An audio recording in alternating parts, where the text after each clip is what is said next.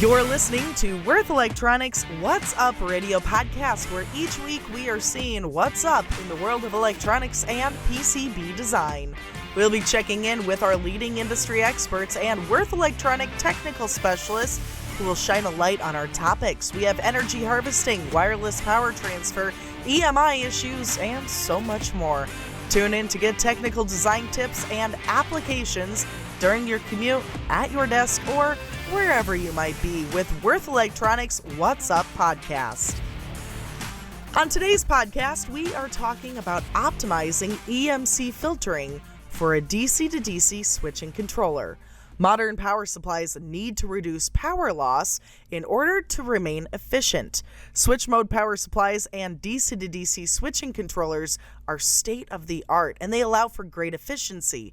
But if the design of the circuit and circuit board layout is poor, then this can result in increased emission of radio interference voltage. On today's podcast, we are discussing the systematic implementation of input filters for reducing symmetric interfering voltage in a DC to DC switching controller. Whether you have a switch mode power supply or DC to DC switching controller, every type of switch mode power supply creates a broadband interference emission in the form of interfering voltage and interference field, and that could actually make other electrical devices malfunction. The main cause for the interfering voltage is current at the input that flows through the input capacitor of the switching controller with the clock frequency of the switching controller.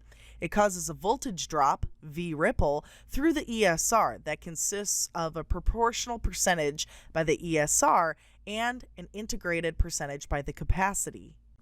Luckily, these can be corrected by an input filter that reduces the amplitude of the interfering voltage, suppresses harmonics, and plays a vital role in reducing the radio interference voltage to a more acceptable level.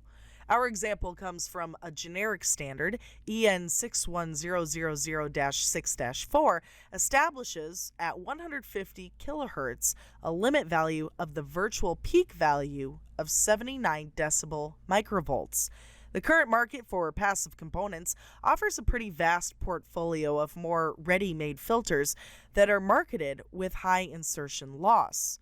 Insertion losses between 70 and 100 decibels are declared, but these values are rarely achieved in practice since the filters were measured in a 50 ohm system and the impedances of the power supplies deviate from these values.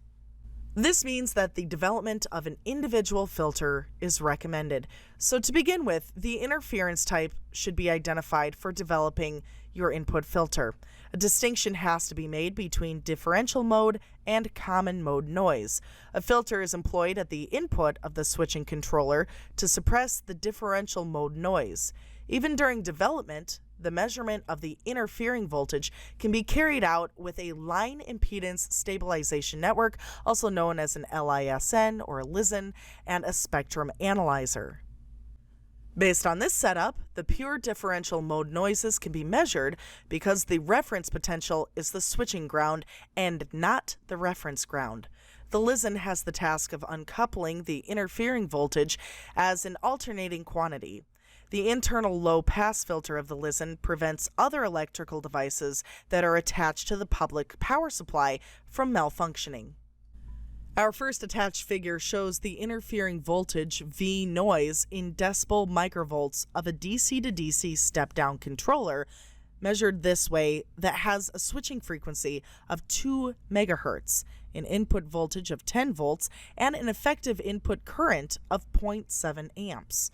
The interfering voltage level V noise is defined by the formula, as you can see in our second attachment.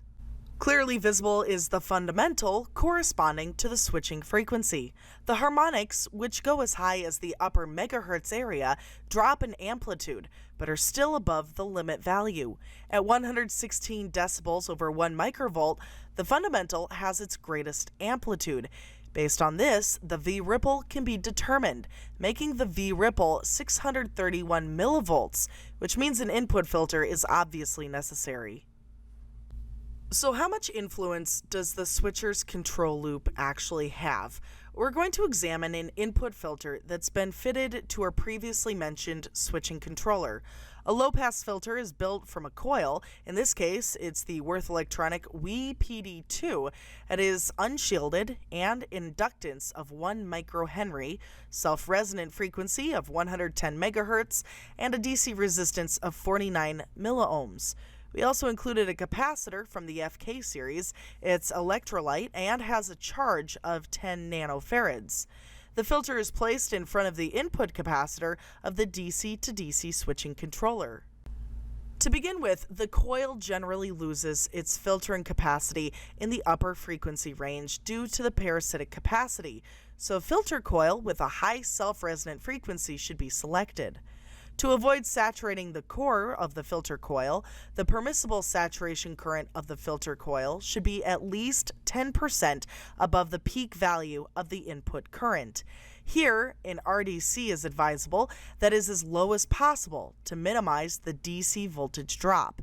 Now, an inductance value is selected so that the corner frequency of the filter is 1/10 of the switching controller frequency, far below the crossover frequency of the switching controller, and attenuates most of the fundamental and harmonics.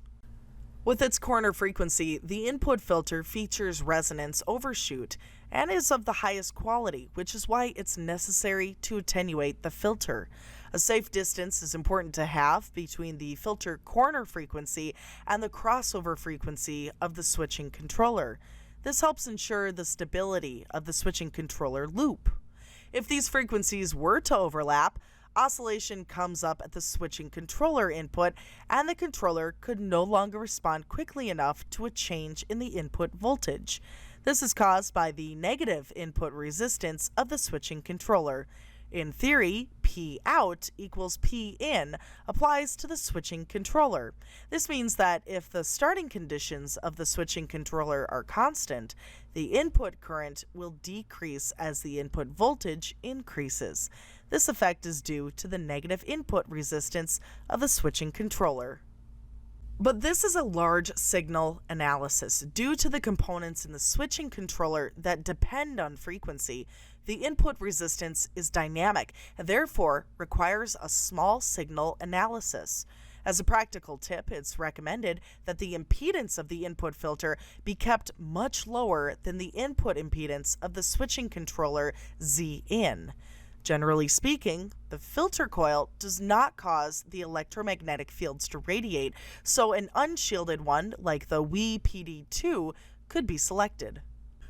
In choosing the filter capacity, it should be ensured that the maximum permissible operating voltage of the filter capacitor is around 25% above the supply voltage, because every capacitor has a voltage D rating. As the voltage increases, the capacity value and the filter effectiveness decreases depending on the dielectric. To ensure a high self-resonant frequency, a low ESL value is helpful.